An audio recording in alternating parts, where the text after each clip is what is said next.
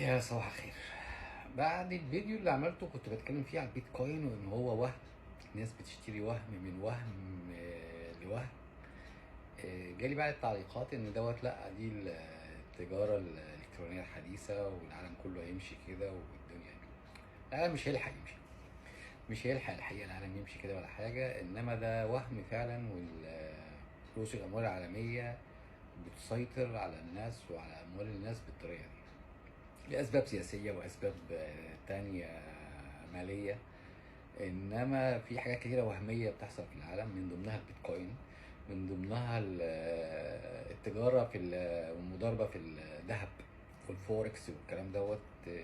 انتوا عارفين ان الذهب اللي موجود في الدنيا كلها، يعني اللي استخرج في الدنيا كلها من سنة 1900 والمستخدم حاليا، سواء بقى جنيهات ذهب، حلي، خواتم، غوايش، سلاسل، ساعات، كل الذهب اللي احنا بنستخدمه دوت، والسبائك الذهب والاحتياطات الذهب بتاعة البنوك المركزية، وكل الذهب اللي موجود في الدنيا.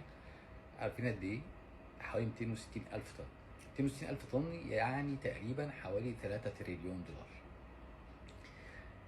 حجم التداول في سوق الذهب العالمي 14 تريليون دولار، يعني في 11 تريليون دولار مش موجود لهم ذهب. دي ناس بتضارب على لا شيء، على وهم. في ناس يعني حاطه فلوسها وحاجزين ذهب مش موجود.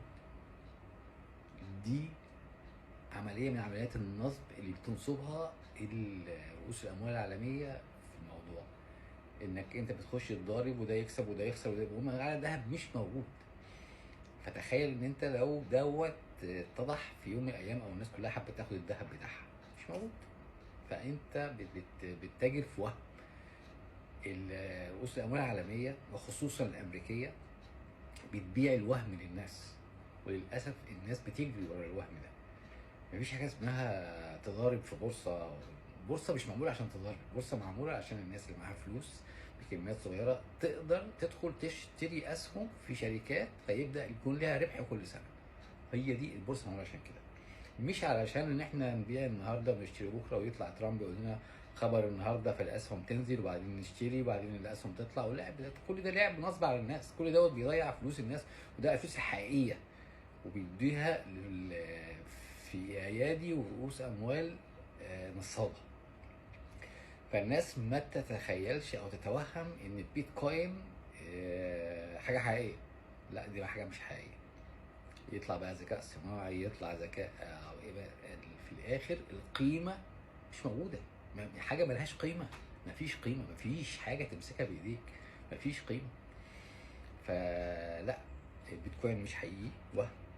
وما انصحش اي حد ان هو يتعامل بيه، يعني وهم بيتعاملوا بيه في حاجات معينه. وكمان الناس اللي بتضارب على الذهب خلي بالكم، لان في تغير اقتصادي قوي جدا العالم كله داخل عليه، تغير اقتصادي وسياسي وجيوسياسي. فكل واحد يبقى حريص، وحاولوا ان انتوا تستثمروا في استثمار حقيقي، على الاقل حتى لما ربنا يسالنا نقول له احنا استثمرنا بجد. انما قصه المضاربه، الناس اللي عماله تضرب في الدولار وتضرب في الذهب وتضرب، دي الحقيقه يا جماعه حاجات انا ما اعتقدش انها حلال. يعني انا مش عارف طبعا، مش متخصص، بس كمان لن يفيدك. يعني النهارده هتكسب بكره هتخسر. فلا، الاكيد البيتكوين وهم وانا باكد لكم إنه وهم. كمان المضاربه في الذهب، الناس اللي بتضارب خلي بالكم، لان برضه في جزء كبير من السوق وهمي مش موجود. ودي واحده من الخدع الاستراتيجيه اللي عاملاها امريكا، وهتظهر قريب قوي وهتبان قريب قوي. وربنا الموفق. صباح الفل.